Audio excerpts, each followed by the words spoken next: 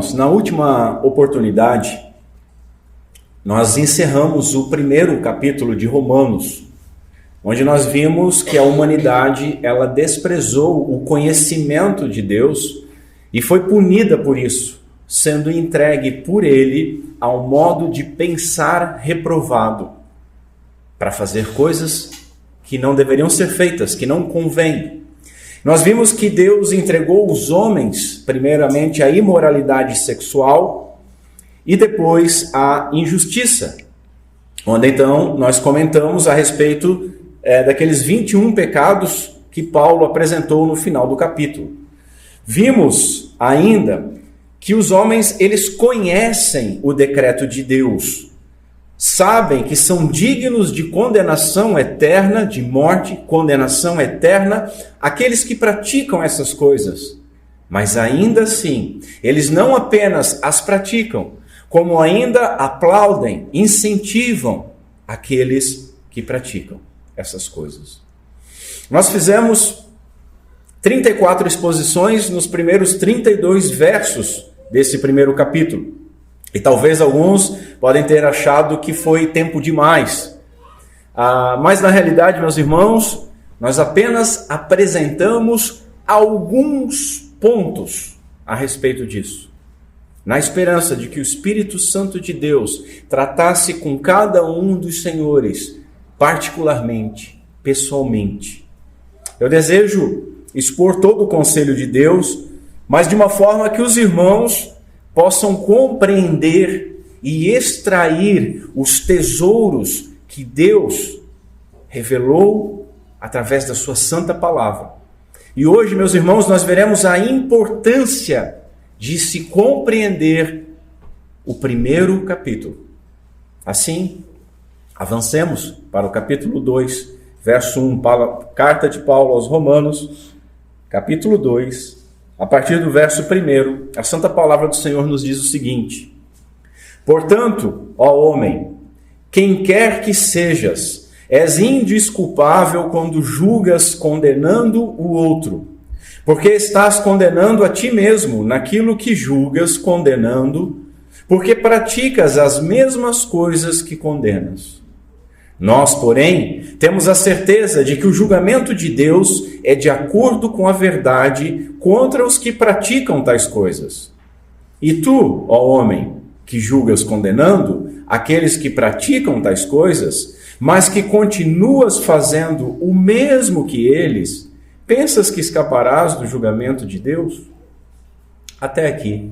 Vamos mais uma vez ao Senhor em oração? Curva a sua cabeça comigo. Senhor, nosso Deus, nosso Pai, em nome do Teu Filho, nosso Senhor, nosso Salvador, Jesus Cristo, nós vamos a Ti e pedimos, Senhor, que o Teu Santo Espírito nos auxilie nesta manhã. Tem compaixão de nós, Senhor. Tem compaixão de mim. Que não seja eu condenado naquilo que vão ensinar e que não sejam a Tua igreja, os Teus filhos, mais afligidos por aquilo que nós vamos ver hoje. Senhor, que Teu Santo Espírito nos auxilie a vasculhar os nossos corações e que nós possamos identificar os nossos pecados e possamos nos arrepender por eles. E possamos, com confiança na salvação que Tu propôs no Teu Filho, ir até Ti, Senhor, e receber de Ti uma renovação. Tem misericórdia de nós e nos ajuda. É o que nós pedimos no nome santo de Cristo Jesus. Amém. Meus irmãos, hoje nós veremos com quem Paulo estava falando e o que isso diz respeito a nós. Veremos que Paulo estava corrigindo a hipocrisia. Hipocrisia é essa que torna o hipócrita indesculpável. O perigo, meus irmãos, da hipocrisia é que ela não nos deixa enxergar os nossos pecados. Que o Espírito Santo auxilie hoje nós a identificar a hipocrisia nossa de cada dia, trazendo a nós arrependimento e removendo de nós todos, não só a hipocrisia, mas aquilo que está uma irmã gêmea siamesa dela, que é a justiça própria, para que nós não sejamos então condenados pelos nossos próprios juízos, como as palavras do nosso Senhor Jesus Cristo nos alertam. Nós vimos isso no capítulo 12, conforme tuas palavras serás declarado justo e conforme tuas palavras serás condenado.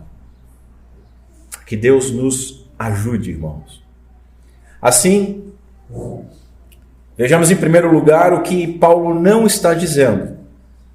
Muitas vezes eu faço isso, para nós entendermos corretamente o que está sendo dito.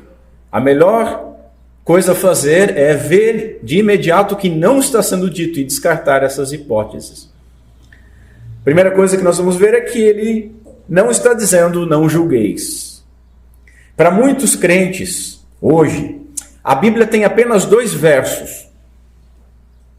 2 versos. O primeiro é Deus é amor. E o segundo é não julgueis. Isso resume toda a Bíblia para muitas pessoas. Eu lembro que um amigo meu, hoje pastor, homem de Deus, ele confrontou o meu tom beligerante com os erros doutrinários de muitas igrejas. Eu era mais chato, hoje eu estou mais tranquilo. Não que eu estou aceitando os erros, mas eu estou escolhendo melhor as batalhas. Mas ele me confrontou a respeito disso e com toda honestidade ele me perguntou o seguinte: Beto, ele me chama de Beto, os irmãos é Senhor Beto, Senhor Reverendo Beto. Ele chegou com toda honestidade e disse para mim assim: Beto, e Romanos 2? E eu, com um pouco de ironia, disse: o que tem? Ele falou: mas Paulo está dizendo que o homem que julga, ele é indesculpável. O homem é indesculpável quando julga. Eu respondi para ele de novo: o que tem? Ele me disse: olha, Paulo está proibindo julgar. Ele estava preocupado comigo. Então nós pegamos uma Bíblia, e a melhor coisa a fazer nesses casos é pegar uma Bíblia. E aí eu incentivei a ler desde o verso 28 do primeiro capítulo, quando Paulo está entregando os homens a uma forma de pensar errado, e vem toda aquela lista dos 21 pecados, e aí junta com o segundo capítulo com um portanto, uma conjunção de conclusão, e diz para ele: lê um pouquinho mais, lê pelo menos até o verso 5, 6. Então ele leu, aí ele soltou a Bíblia, olhou para mim assim meio atônito e só disse assim: nossa, não é o que eu pensava. Irmãos, Paulo ele não está proibindo aqui toda forma de julgamento.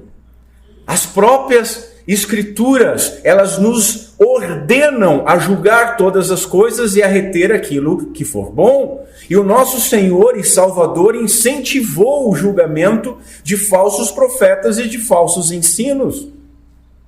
O que Paulo está denunciando aqui não é o julgamento, mas ele está denunciando o julgamento hipócrita. O julgamento daqueles que praticam de alguma forma e em algum grau aquilo que estão condenando nos outros. Ele também não disse que não haverá julgamento. Paulo ele já falou sobre a contínua revelação da ira de Deus desde os céus. Lembram? Capítulo 1, verso 18. Contínua, diariamente. E ele afirmou aqui no texto que nós lemos, no verso 2, temos certeza de que o julgamento de Deus é de acordo com a verdade. E à frente, no verso 5, ele diz: por causa da tua dureza e coração impenitente, acumulas ira contra ti mesmo para o dia da ira e da revelação do julgamento justo de Deus. Meus irmãos, me perdoem porque a minha garganta hoje está complicada. Meus irmãos, enquanto algumas pessoas hipócritas Algumas pessoas, elas acham que elas são a própria vara de Deus para castigar todo mundo, para condenar tudo e todos que pensam de alguma maneira diferente daquilo que elas acham que é verdadeiro. Outros, eles ficam nervosos quando nós falamos a respeito do julgamento de Deus. Ou então ficam ofendidos somente de ouvir que Deus está irado. Não, pastor. E que Ele revela a sua ira diariamente. Não, pastor. E ambos estão errados. Por fim, Paulo não está dizendo que se nós não julgarmos, nós não seremos julgados. Quando Jesus disse o seguinte, a gente viu isso lá no Sermão do Monte: não julgueis para que não sejais julgados. O nosso Senhor não estava afirmando que aqueles que não julgarem não serão julgados. Mais à frente, ele continua desenvolvendo o pensamento e logo em seguida ele vai explicar. E ele vai dizer o seguinte: por que reparas tu no cisco que está no olho do teu irmão e não vês a trave que está no teu olho? Os irmãos lembram, quando eu fiz a exposição disso, eu pedi para um presbítero trazer um vergão de madeira e até coloquei: eu estou tentando ver o cisco no seu olho, mas eu estou com um pequeno objeto no meu olho, né?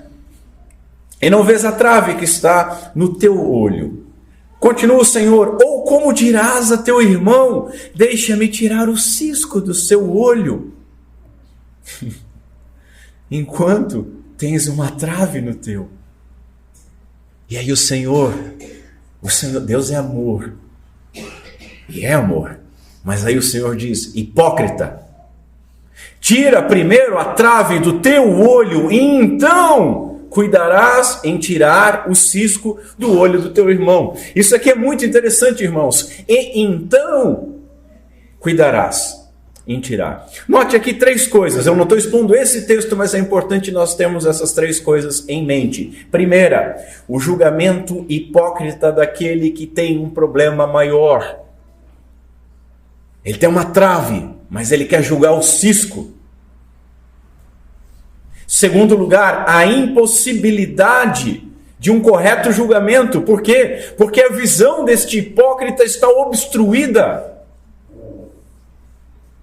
Para que não caia dinheiro. Como que eu vou ver um cisco no seu olho? Se eu não estou vendo um problema muito maior no meu? Minha visão está obstruída pelo meu pecado.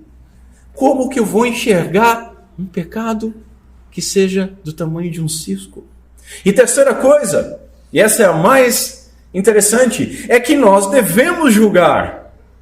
Note: então cuidarás em tirar o cisco do olho do teu irmão. Nós devemos julgar, mas quando? Somente depois de nós julgarmos a nós mesmos. Somente depois de nós retirarmos, com a ajuda do Espírito Santo de Deus, a trave que está obstruindo a nossa visão. E aí nós podemos enxergar, então, claramente.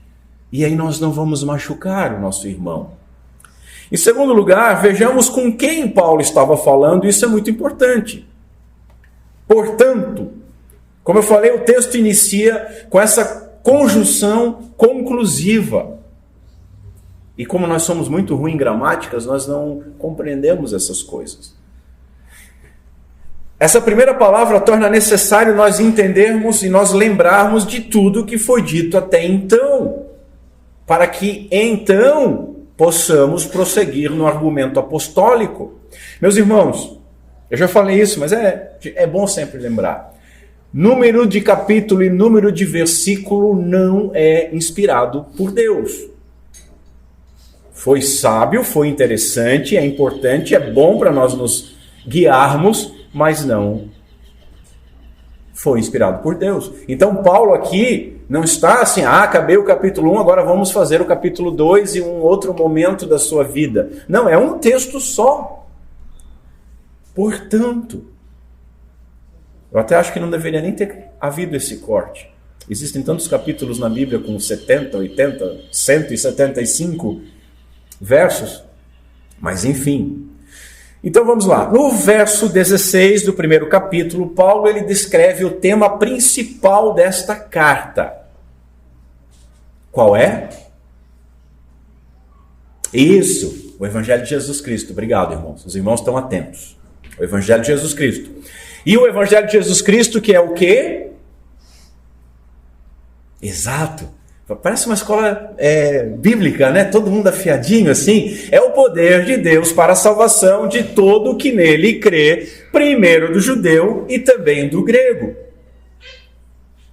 O Evangelho, meus irmãos, é a declaração de que Deus providenciou uma justiça para o homem, e não uma justiça conquistada pelo homem, mas uma justiça concedida gratuitamente e imerecidamente para o homem.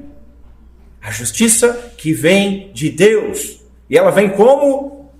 Isso, pela fé e por meio da fé. Conforme está escrito, o justo viverá pela fé, ou pela fé o justo viverá. Depois de falar isso, meus irmãos, Paulo ele começa uma argumentação no verso 18, que vai até o verso 20 do terceiro capítulo, demonstrando o quê? O porquê, qual é a necessidade, o porquê que todo homem necessita urgentemente do Evangelho. E aí os irmãos lembram? Porque a ira de Deus, ela é revelada do céu contra todo tipo de impiedade e injustiça dos homens, que mantêm a verdade prisioneira da sua própria injustiça. Por fim, no restante do primeiro capítulo, Paulo então ele vai explicar os efeitos dessa impiedade e injustiça de todos os homens. E guardem isso é muito importante, de todos os homens. Deus os abandonou e Deus os entregou a desejos impuros dos seus próprios corações para praticarem aquelas coisas que não deveriam. E aí então Paulo diz, portanto, em segundo lugar, portanto, ó homem, quem quer que sejas.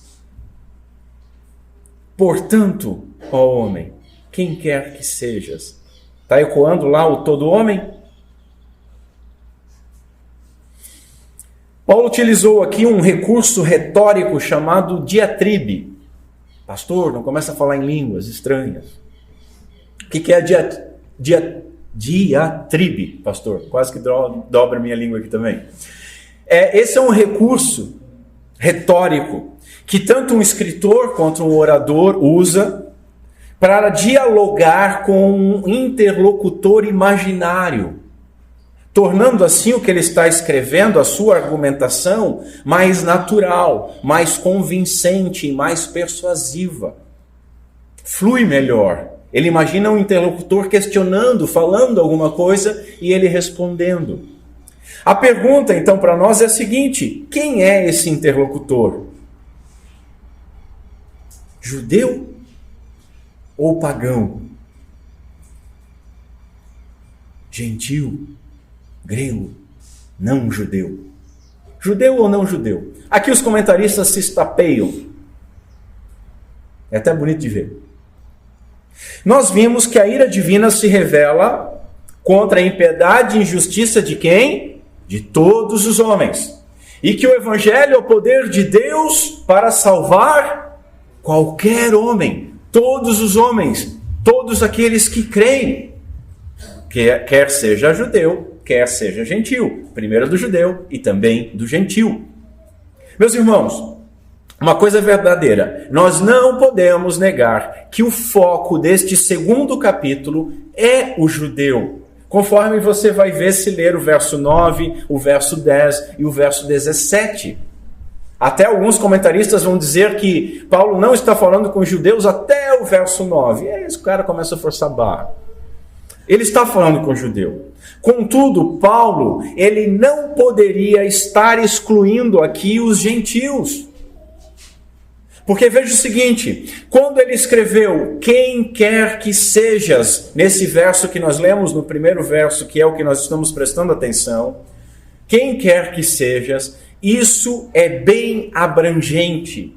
E isso é suficientemente genérico para incluir qualquer outra pessoa que também criticasse aqueles pecados listados no capítulo anterior. Qualquer um, seja judeu, seja gentil. Da mesma forma, ainda que aquela descrição da entrega divina no primeiro capítulo seja destinada aos pagãos, aos gentios, não é exclusividade deles, bem como nós aplicamos à igreja. Nós vimos que nós somos culpados daquelas coisas. E agora você está vendo como existem elos, como existem ligação no que foi dito até então. Ao falar com qualquer um que faz julgamentos, Paulo está então corrigindo a hipocrisia deste interlocutor. Vocês conhecem o seu Oswaldo? Conhece o Oswaldo? Conhece o Oswaldo? Ninguém conhece o Oswaldo, né? Também não conhece o seu Oswaldo. Mas o seu Oswaldo é um cara legal. O seu Oswaldo tem uma família bonita, 2 filhos, uma esposa. O seu Oswaldo é crente. Seu Oswaldo senta à mesa com a sua família e eles oram antes de todas as refeições. Talvez eles até orem à noite e em outros momentos, não são como muitos de nós que só oram nas refeições. Outros de nós nem nas refeições oram. Mas seu Oswaldo ora. E os seus filhos estão com ele e oram junto com ele. Certa vez, logo após o amém, o filho mais velho acusou o mais novo, dizendo: pai, o mano não estava orando. Seu Oswaldo olha para ele e diz: como é que você sabe disso, filho? Porque ele estava com os olhos abertos. Note o seguinte, que para saber disso, ele também estava de olhos abertos. Não foi uma revelação divina. Ele não estava orando. E foi justamente disso que ele acusou o irmão. Pai, ele não está orando. E isso ilustra muito bem o que Paulo está dizendo aqui.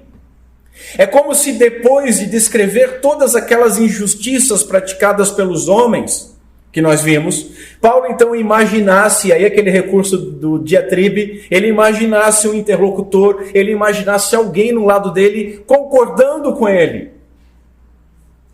Talvez nós. É verdade, Paulo. Eu concordo. Eles são dignos de morte. O que? Imorais sexuais, dignos de morte. O que? Homossexuais, dignos de morte. O que? Eles são mentirosos, eles são assassinos, dignos de morte. Eles imaginam novas formas de fazer o mal, dignos de morte. Eles são desobedientes aos pais, dignos de morte. Paulo olha para esse interlocutor, olha para você, olha para mim e diz assim: espera aí. Você não entendeu o que eu falei até agora. Você não entendeu o que eu escrevi. Porque segundo o que eu escrevi até agora, você, seja quem quer que seja, é indesculpável quando julga o outro, porque você está condenando a você mesmo naquilo que julga. Por quê? Porque você pratica exatamente as mesmas coisas que está condenando. Aquele interlocutor achava que não era com ele, e muitas vezes nós, revestidos, não de santidade, mas de hipocrisia, revestidos não da justiça de Cristo, mas da justiça própria, nós lemos listas de pecados assim, nós achamos que não é conosco. Não é com aquelas pessoas lá fora. Eu sou crente, pastor. Isso é hipocrisia. E Paulo condenou todo tipo de hipocrisia. Será que nós achamos que aquelas práticas que condenavam os pagãos não têm nada a ver conosco? Será que nós achamos que se nós formos culpados de alguma outra ou de algumas delas está tudo bem? Será que nós entendemos o primeiro capítulo? Será que nós não temos sido hipócritas? Uma das principais características do hipócrita é confiar na sua justiça própria. O hipócrita não percebe que se todos são culpados, ele também é, porque ele faz parte do todos. O hipócrita não percebe que se não há um justo e todos pecaram, ele também pecou, porque ele faz parte desse grupo. O hipócrita não percebe que a situação dele piora, porque ao condenar os outros, ele está condenando a si mesmo.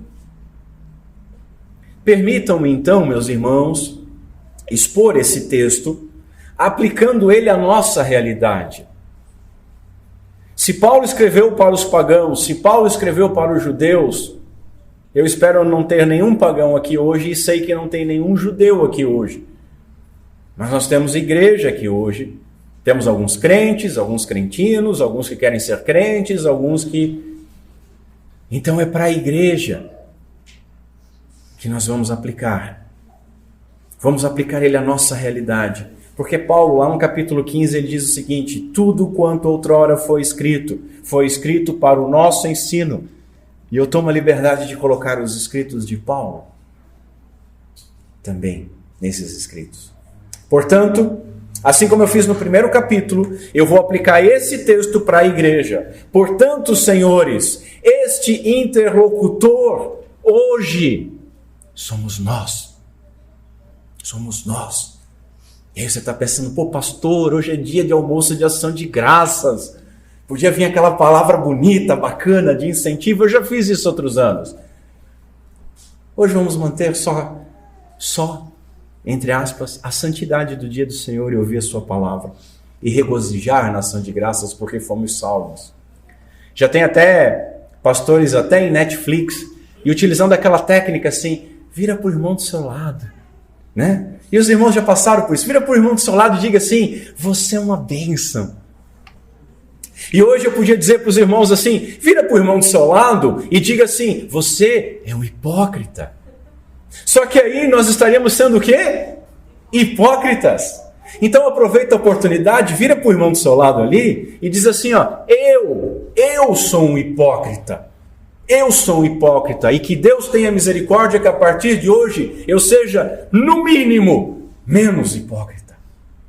Em terceiro lugar, vejamos o que Paulo está dizendo. Ele está corrigindo aqui o caráter sutil do pecado. Meus irmãos, o pecado é tão sutil. Ele é tão sagaz. Ele nos conquista de tantas maneiras. Nós vimos no verso 32 do primeiro capítulo que alguns não apenas praticavam pecados que sabiam ser errados, mas também aprovavam e incentivavam esses pecados nos outros. Se os irmãos me permitem, ao menos, o lado bom disso, se é que eu posso dizer assim, é que essas pessoas eram coerentes.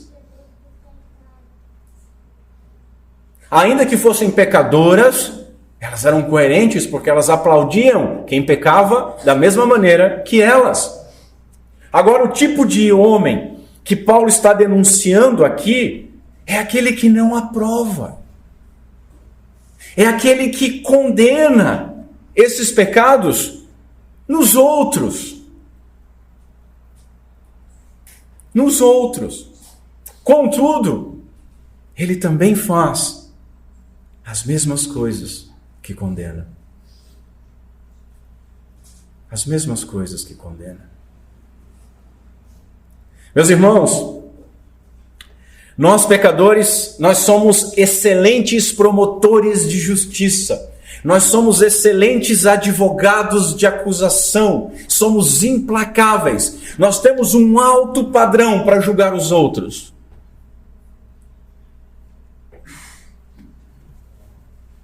Um altíssimo padrão. Mas, por uma daquelas coisas sensacionais que o ser humano consegue fazer, uma paralaxe cognitiva, como diria o velho professor, nós também somos excelentes advogados de defesa. E nós temos um padrão muito mais baixo para julgar os nossos próprios pecados. E nós conseguimos ser, ao mesmo tempo, implacáveis com os outros e conseguimos passar pano, como diz a expressão, aliviar, ser benevolentes com a nossa própria pecaminosidade. Nós tentamos muitas vezes, meus irmãos, isso é característica da hipocrisia, nos esconder atrás do julgamento do pecado dos outros. Note. Quem já fez isso aqui? Levanta a mão aí. Hoje eu tô meio... 3 crentes aqui, o resto, até o final da pregação, vai deixar de ser hipócrita. A gente gosta de se esconder atrás primeiro do pecado das outras pessoas, depois da acusação desse pecado. Isso começa na mais tenra idade. Crianças, vocês. E papais, fiquem ligados nisso. Porque essa nota baixa aqui, fulano? Ah, pai, ciclano tirou menos que eu. Não interessa. A gente gosta de acusar o outro e se esconde atrás. Isso é hipocrisia. Essa passagem, meus irmãos, então, ela tem uma aplicação universal. O que era verdadeiro para esse homem que Paulo imaginou, quem quer ele que seja ele judeu, gentio, crente, ateu, pagão, é verdadeiro também para cada um de nós. Para cada um de nós. Quando nós condenamos os outros, mas fazemos as mesmas coisas que eles fazem, nós nos tornamos hipócritas. E prestem atenção nisso, que isso é importante. Não só somos hipócritas, mas por condenarmos eles, nós nos autocondenamos. Nós condenamos a nós mesmos. Por quê? Porque nós afirmamos que temos consciência de que aquilo que nós estamos fazendo, mas estamos expondo do outro, nós temos consciência que é errado, que é pecado, que quem faz isso é indesculpável. Que terrível, né? Como é que disse o Senhor? Pelas tuas próprias palavras serás condenado.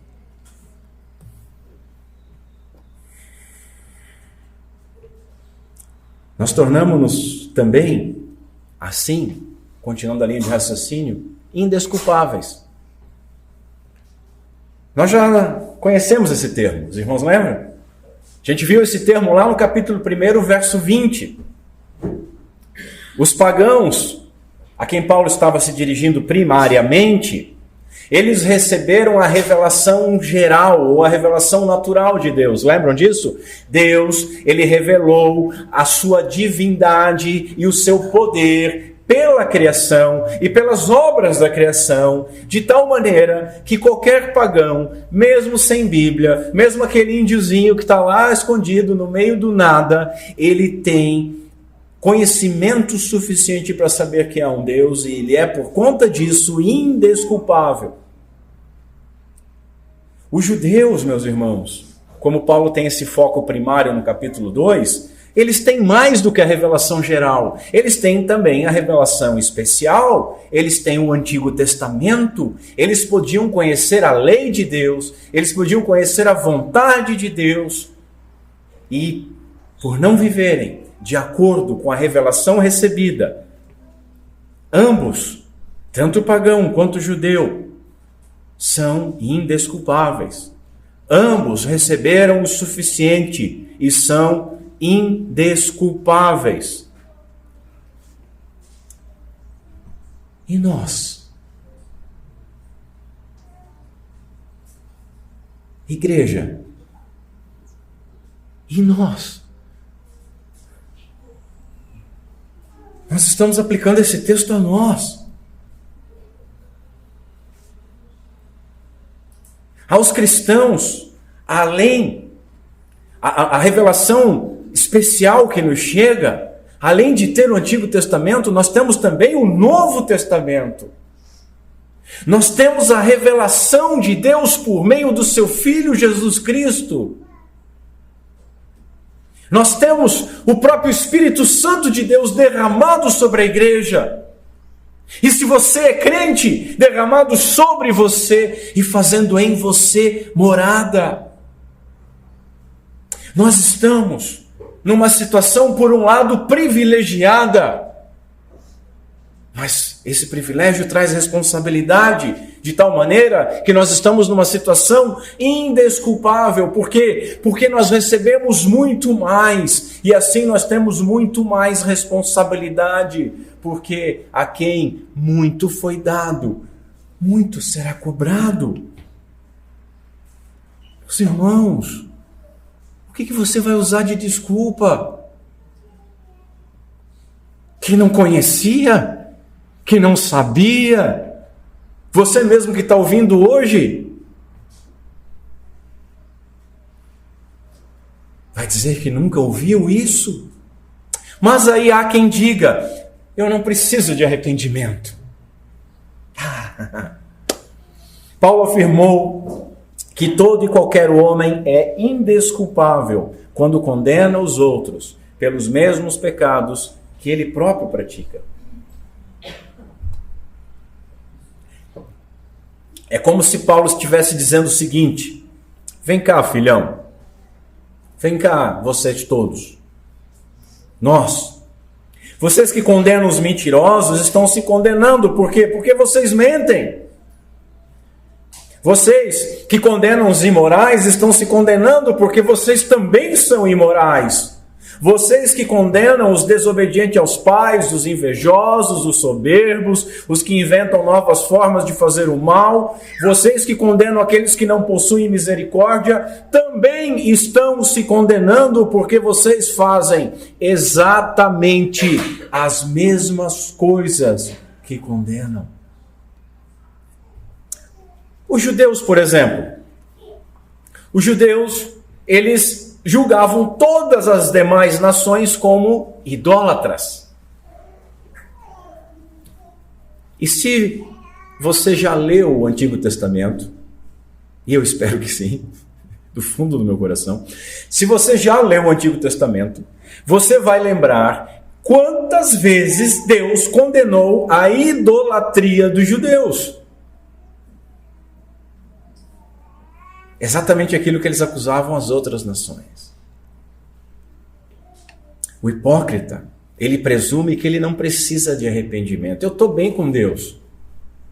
Pastor, de vez em quando dói a cabeça, ou tenho um problema, ou eu fiz alguma besteira e preciso de livramento, eu até oro. De quando em quando eu leio a Bíblia. Nossa! O hipócrita presume que não precisa de arrependimento. Apesar de Paulo afirmar que não há um justo, o hipócrita, ele confia na própria moralidade. Todos precisam de arrependimento. Por quê? Porque aquele que diz que não tem pecado faz Deus mentiroso e é mentiroso. João escreveu isso. Mas tem mais um detalhe. Todo aquele que diz que não tem pecado, ele é um idólatra. Além de hipócrita. Por que ele é um idólatra, pastor? Porque ele confia nele mesmo. Ele confia na sua justiça própria. Boa parte dos professos crentes também acha que não precisa se arrepender. Vocês ficam falando de pecado, vocês ficam falando de se arrepender. Eu quero crescer espiritualmente. Boa parte da igreja hoje, ou aquela que se professa como igreja, diz que arrependimento é apenas para conversão. Eu lembro uma vez que eu fui com uma turma de igreja ver um testemunho de um desses artistas que se convertem e tal. E a expectativa desse tipo de testemunho qual é? 1 hora de fala, 50 minutos contando em mínimos detalhes como ele era pecador.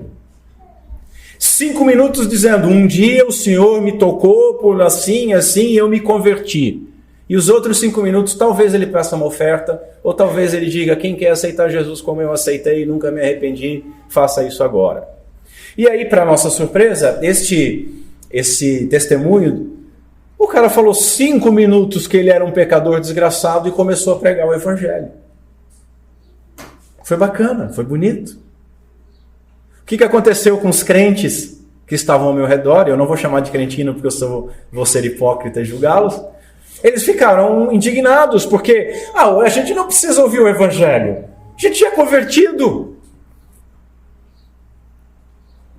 O coração de todo homem precisa ouvir o evangelho. Toda igreja necessita ouvir o evangelho constantemente.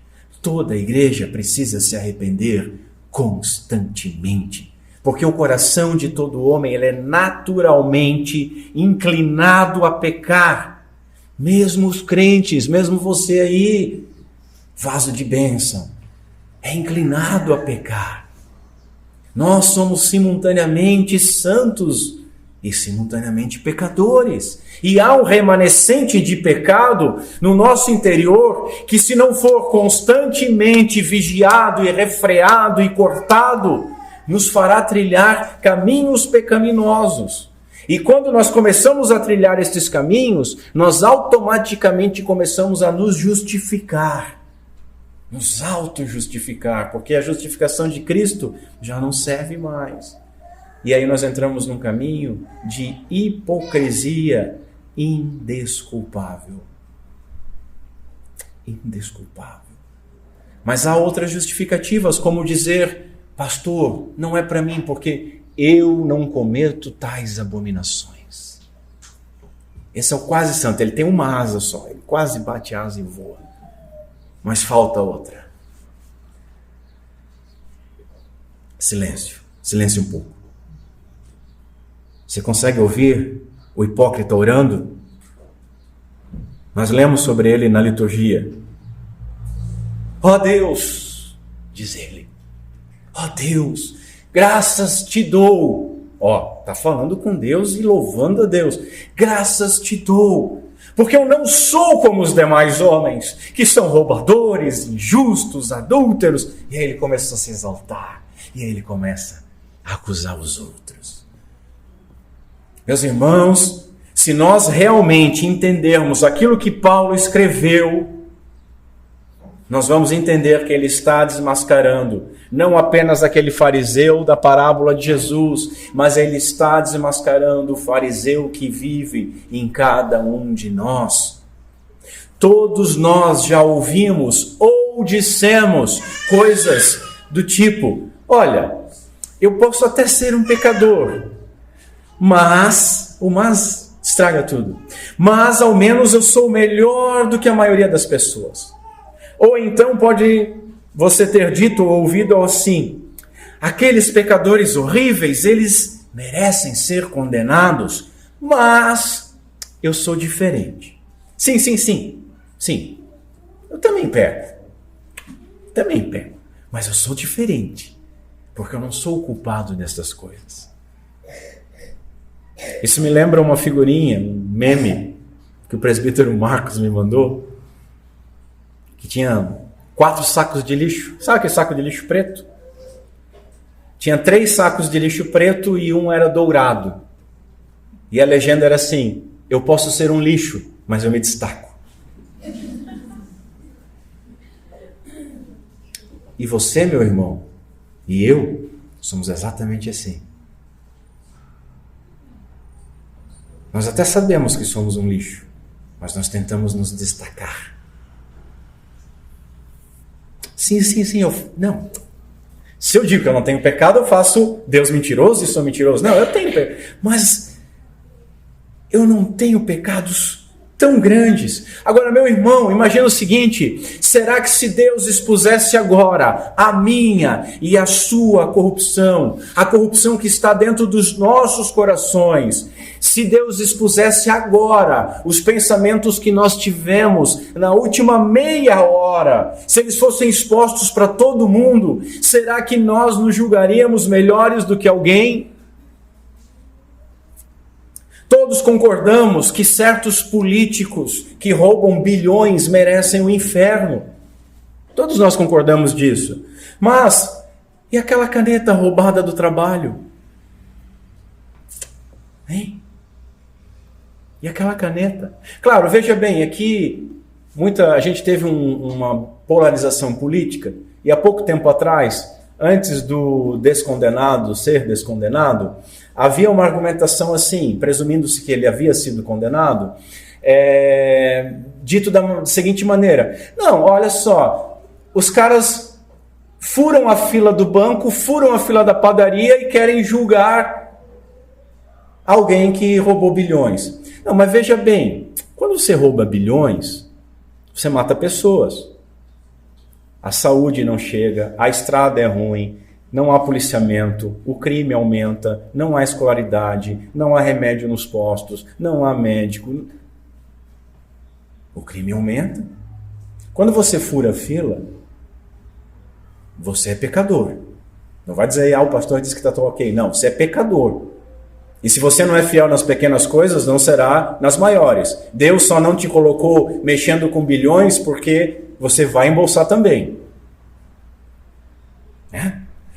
Mas eu não estou dizendo aqui equalizando isso. Existem pecados, e os irmãos vão entender. Existem pecados grandes e pecados menores, mas todos são pecados. E aí voltemos. E aquela caneta? Aí você pode dizer, sim, pastor, mas foi só uma caneta e não foi bilhões. Mas como é que está escrito lá nos mandamentos? Não furtarás, se não me falha a memória. Ou na sua Bíblia está escrito assim, não furtará bilhões. Mas uma caneta, um troco errado, ou algum objeto que eu achei, não haverá problema. Talvez a sua Bíblia esteja assim. Mas a da maioria das pessoas não vai estar assim. Eu nem fiz nada, diz o outro. Eu nem fiz nada. Eu, porém, vos digo, disse Jesus, que qualquer que atentar numa mulher e cobiçar, já em seu coração cometeu adultério com ela. Depois ele vai dizer que aquele que guardou a ira é um assassino. Pastor, mas, diz o outro, o meu pecado, ele é pequeno. Aqui vocês estão falando de furto, estão falando de adultério e de assassinato. O meu pecado é menor. Qual o tamanho do seu pecado? O tamanho de um ponto?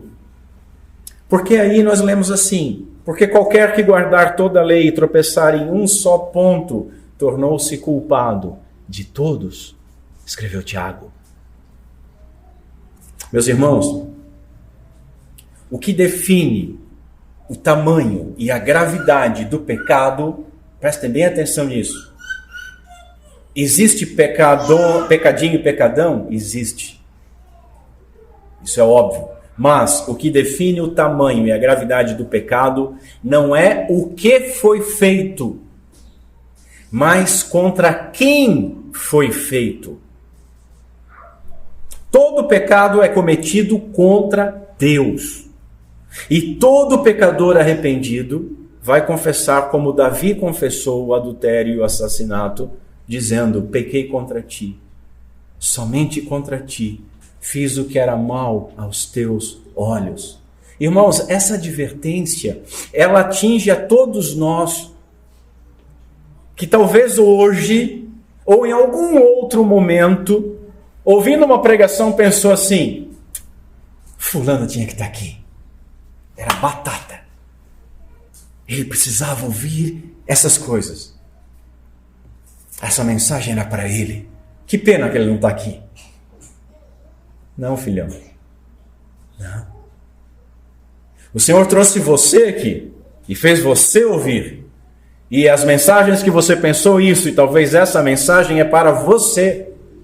O puritano Jonathan Edwards, ele afirmou, preste atenção nisso, que o pecado, o tipo de pecado que conduz os homens, é o mesmo pecado que vai cegar os homens e que vai fazer aprová-los em si mesmo.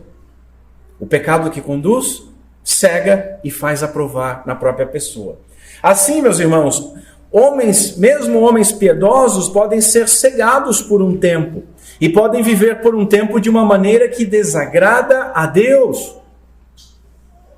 E o hipócrita, ele encontra excelentes nomes para batizar os seus pecados, fazendo com que esses pecados pareçam até virtudes, ou no mínimo algo inocente.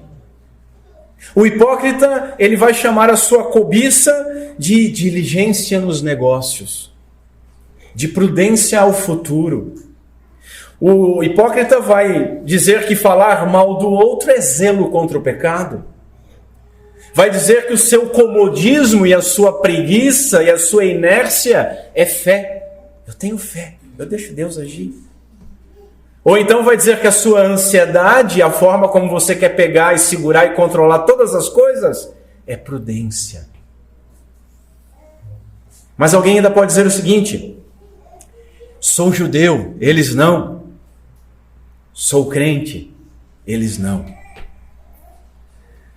E aqui eu tenho que falar um negócio.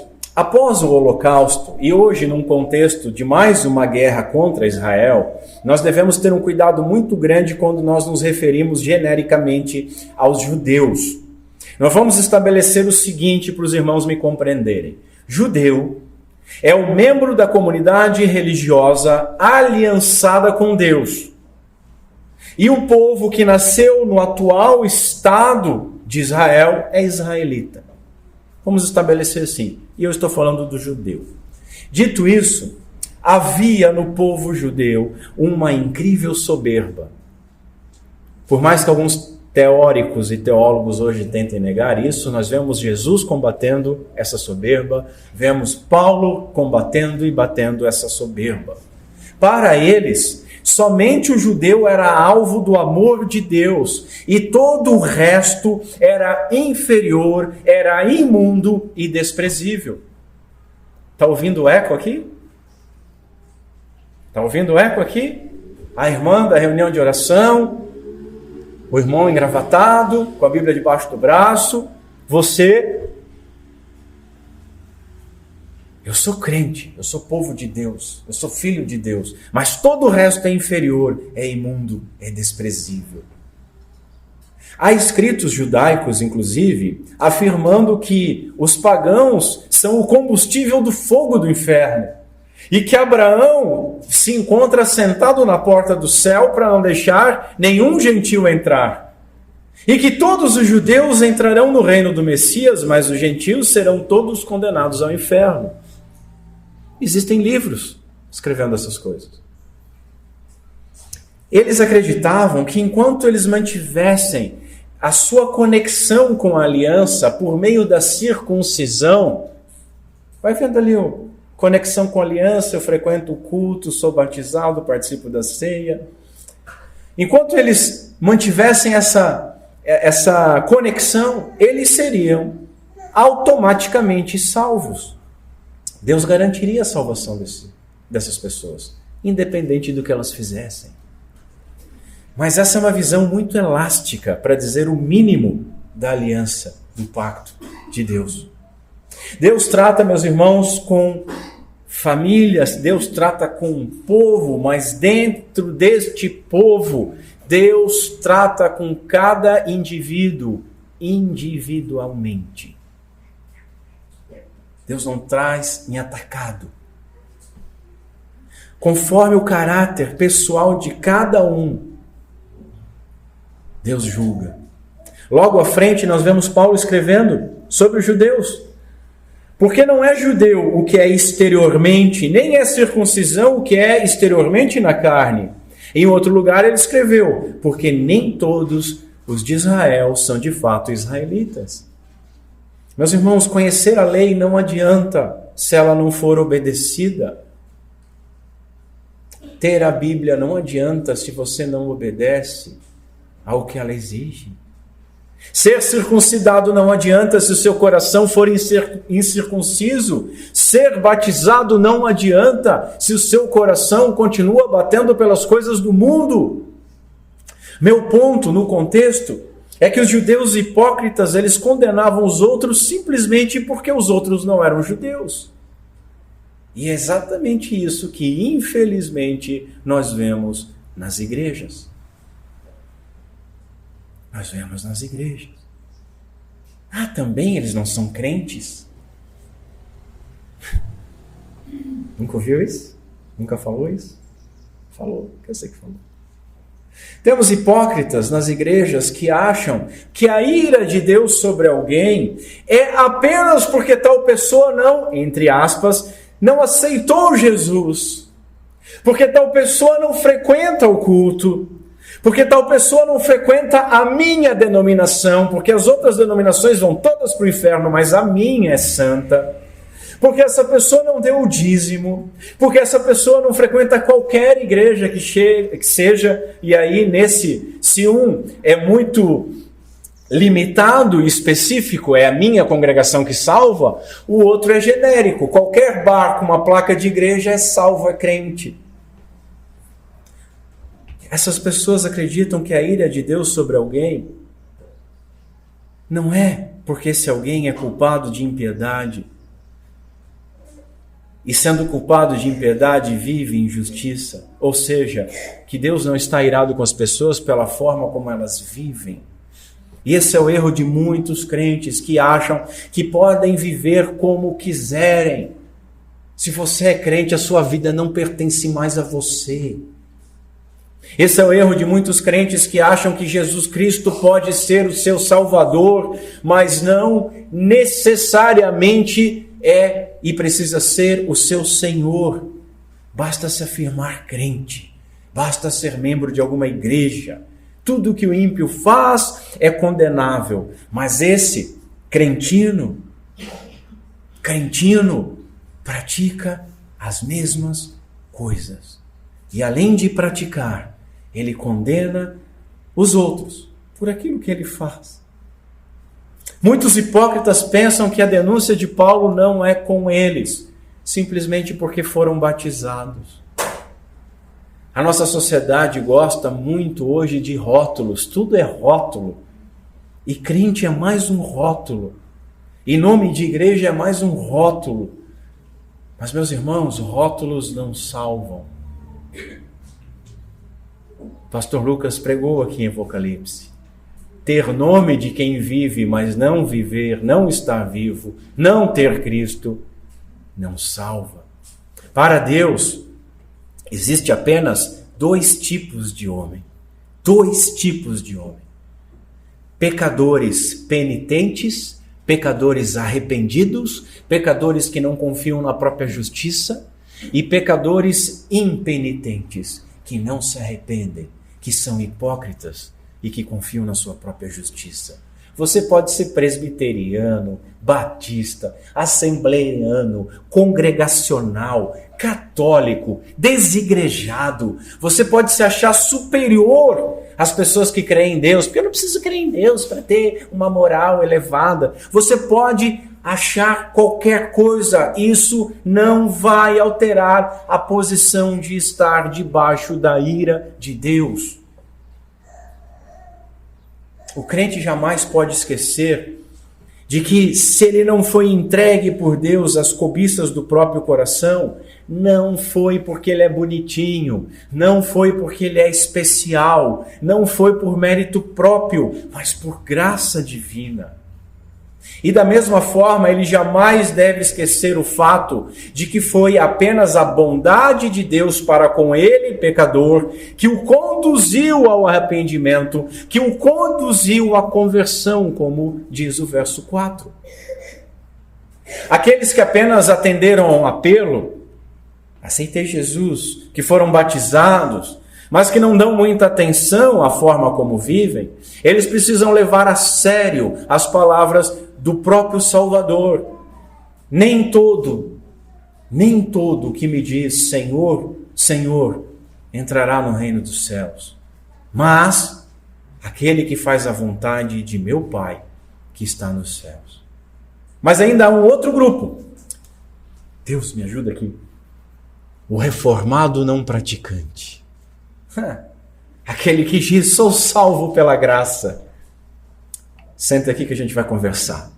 A hipocrisia religiosa pode ser definida como uma separação entre a doutrina e a vida. Meu amigo, crer na doutrina da eleição não é o mesmo que ser eleito. Sinto te informar. Já falei aqui sobre aquelas pessoas que produzem muito calor e pouca luz, que sempre querem corrigir os outros. Eles sabem muito sobre a tradição reformada. Eles conhecem todos os escritos do século XVI. Eles aprenderam a ler em alemão, aprenderam a ler em holandês, para não se limitar só ao que está em inglês. Eles sabem tudo. Eles podem discutir com qualquer pessoa. Contudo, meus irmãos, nós não somos salvos pelo conhecimento, mas pela graça. E essa graça faz com que nós vivamos de maneira digna do chamado do Senhor. E Ele nos chamou para quê? Para sermos santos e irrepreensíveis na sua presença. Esses teóricos, não são teólogos práticos. E aí o reformado não praticante, por ironia, eu vou bater nele com Wesley, o arminiano, que disse: possuir o conhecimento sem prática só aumenta a culpa.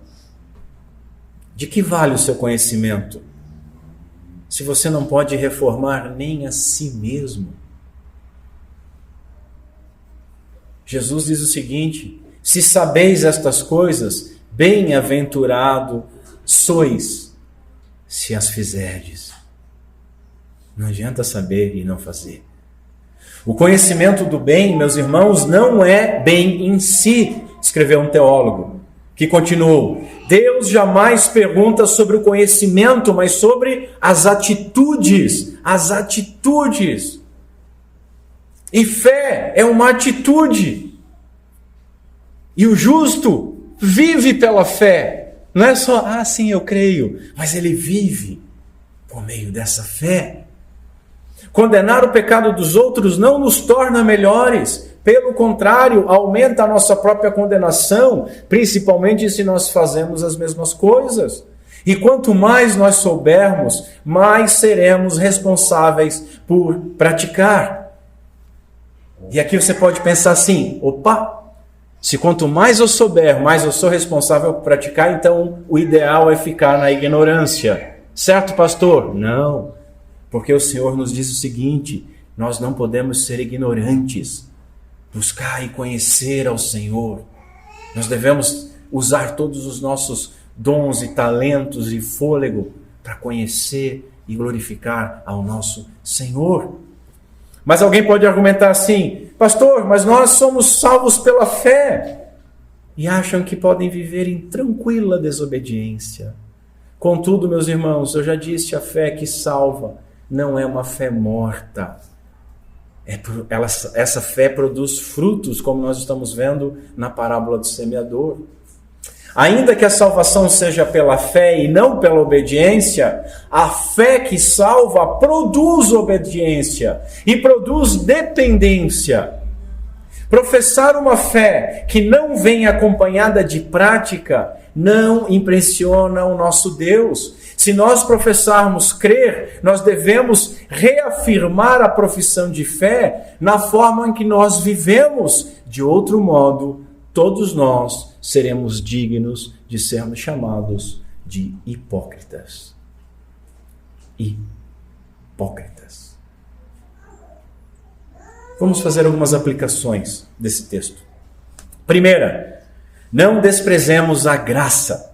Hipócritas são santarrões, são moralistas, são legalistas. Eles desprezam a graça, sentem-se superiores. Eles imaginam que eles obedecem aos mandamentos de Deus. E quem vive assim corre um sério risco. Porque enquanto negarmos o nosso pecado, meus irmãos, nós estamos menosprezando a graça. E enquanto nós menosprezamos a graça, nós confiamos na nossa justiça própria. E fazendo isso, nós nos autocondenamos. Então, sejamos sinceros. A recordação sincera de todas as nossas imperfeições deve destruir a nossa opinião elevada sobre nós mesmos. Deve fazer com que nós digamos: eu sou o principal dos pecadores. Nós devemos estar conscientes e devemos condenar os nossos próprios pecados, as nossas próprias traves, antes dos ciscos alheios. Segunda aplicação: sejamos misericordiosos. Hipócritas negam os seus pecados e se afligem com os pecados alheios. Mas os verdadeiros piedosos, eles se afligem com os próprios pecados. São os próprios pecados que tiram o seu sono. Nós devemos condenar os nossos próprios pecados antes dos alheios. Nós devemos levar em conta todos os agravantes dos nossos pecados. Eu não podia fazer, eu não posso fazer isso porque eu conheço, porque eu sei, porque eu fui alvo do amor de Deus, porque Cristo Jesus encarnou por mim, sangrou por mim, morreu por mim, me ressuscitou. Eu não posso. São tudo agravantes. E ao mesmo tempo, ele deve olhar para os outros com atenuantes.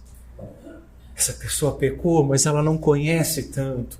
Essa pessoa pecou, mas ela está na ignorância, ela precisa ser lançada. Essa pessoa pecou, mas ela está afastada da comunhão da igreja. Ela está enfraquecendo. Ela é uma brasa retirada do fogo que está apagando. Ela é responsável por isso, mas eu não posso julgar da mesma forma que eu, que estou ouvindo isso hoje.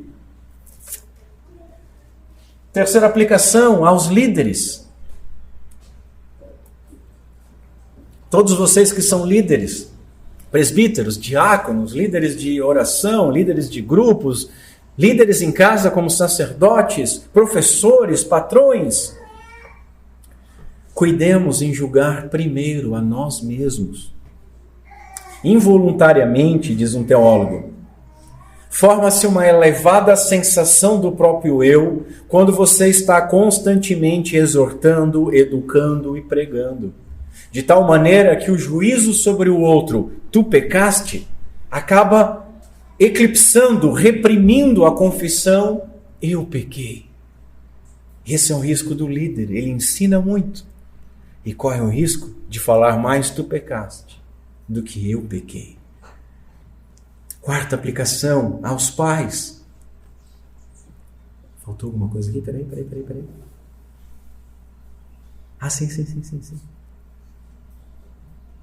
Sim. Sim. Aprendi a fazer notas agora, me segurem.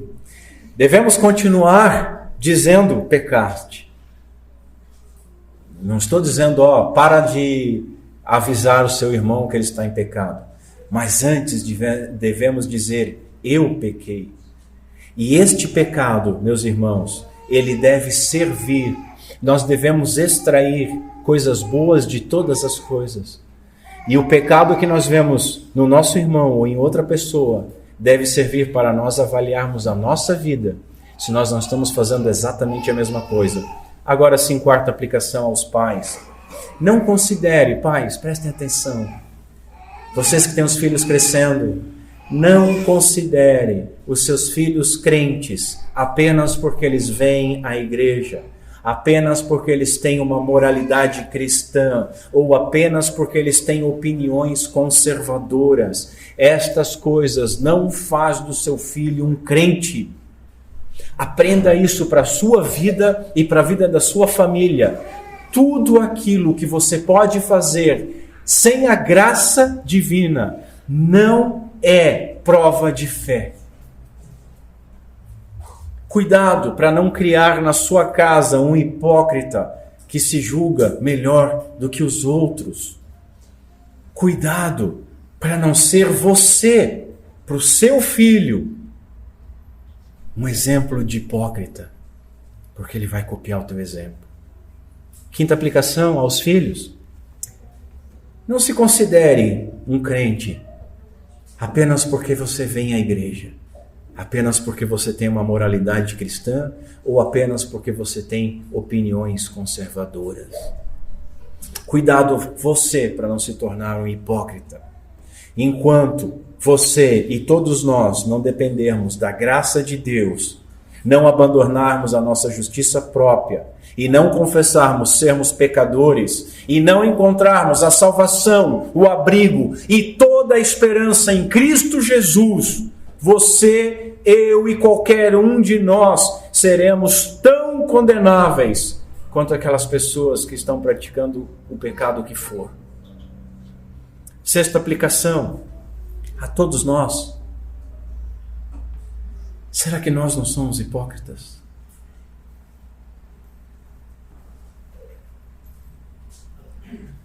Quando nós vemos alguém pecando, o que nós fazemos primeiro? Em primeiro lugar, nós apontamos o dedo para julgar ou nós dobramos os nossos joelhos para clamar pela vida dessa pessoa? Em primeiro lugar, nós usamos as nossas línguas para condenar ou usamos as nossas línguas para interceder a Deus por essa pessoa? Em primeiro lugar, nós avaliamos se não há alguma trave nos nossos olhos ou nós tentamos remover o cisco do olho do outro com essa trave batendo nele, na expectativa que nós vamos fazer um bem e não vamos machucar ninguém.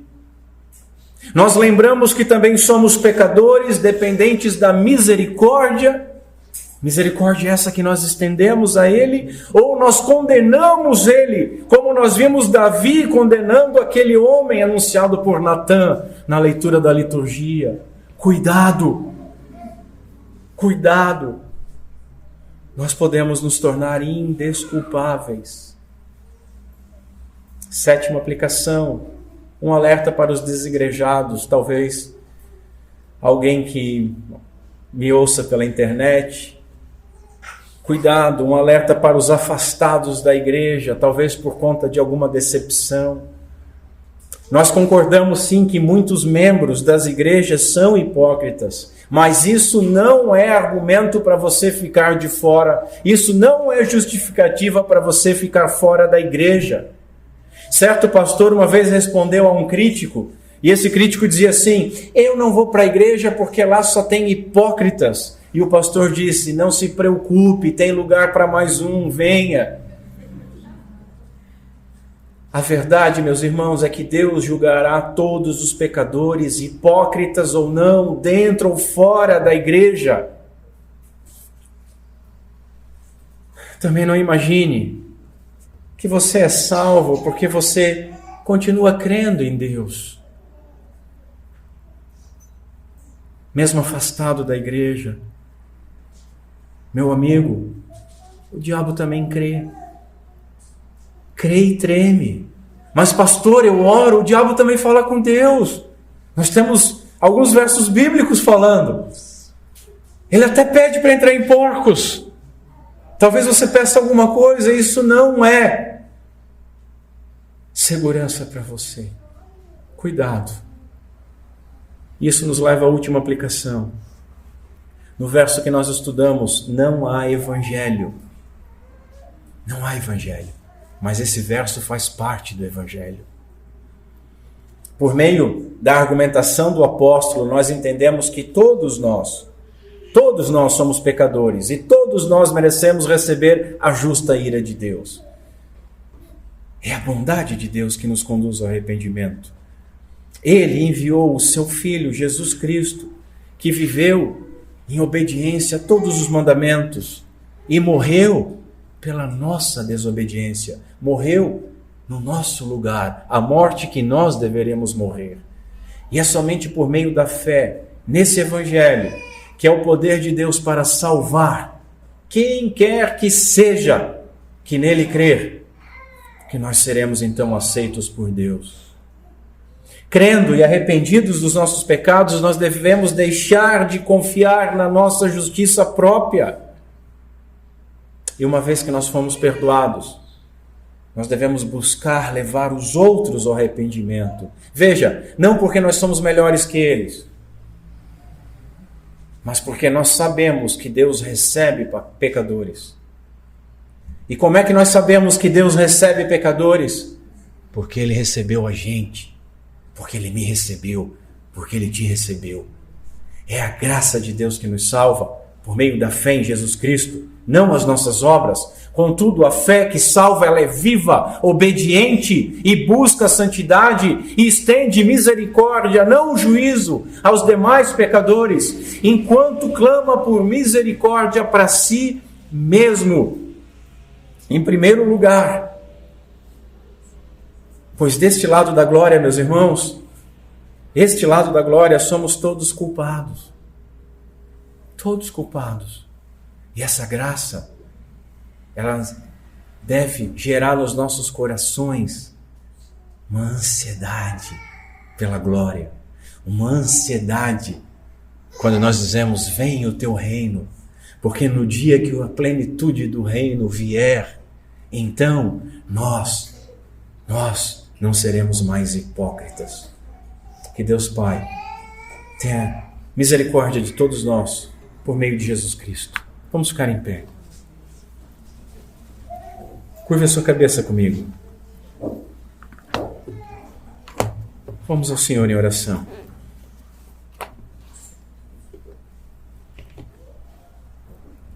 Senhor Deus, tem misericórdia de nós, porque nós somos hipócritas. Senhor, tem misericórdia de mim, que vindo a pregar essas coisas, não venha me perder na minha própria hipocrisia. Tem compaixão de nós, Senhor, porque nós somos falhos. Porque nós nos escondemos atrás dos pecados alheios. Porque nós inventamos uma justiça própria, demoníaca. Porque nós nos cercamos com folhas de figueira ao invés da justiça e da pele do Cordeiro de Deus. Senhor, não permita que nós sejamos mais assim. Não permita, Senhor, que nós voltemos para os nossos lares da mesma maneira. Não permita, Senhor, que nós vivamos dessa maneira hipócrita, que te desagrada. Que nós sejamos misericordiosos. Que nós sejamos dependentes da tua justiça e que sejamos sinceros e busquemos em ti a força para mortificar a nossa natureza corrupta. E em ti a força para obedecer e ser santo em tua presença, como tu és santo. Efetua em nós, Senhor, o querer e o realizar estas coisas, porque sozinhos nós não conseguimos. Tu conheces a nossa estrutura. Tu sabes que nós somos pó, pecado e hipocrisia. Tem compaixão de nós, teus servos, e nos auxilia a viver de uma maneira que glorifique o teu santo e maravilhoso nome. E é nesse nome, no nome de Cristo Jesus, ó Pai, que nós pedimos essas coisas e te agradecemos. Amém.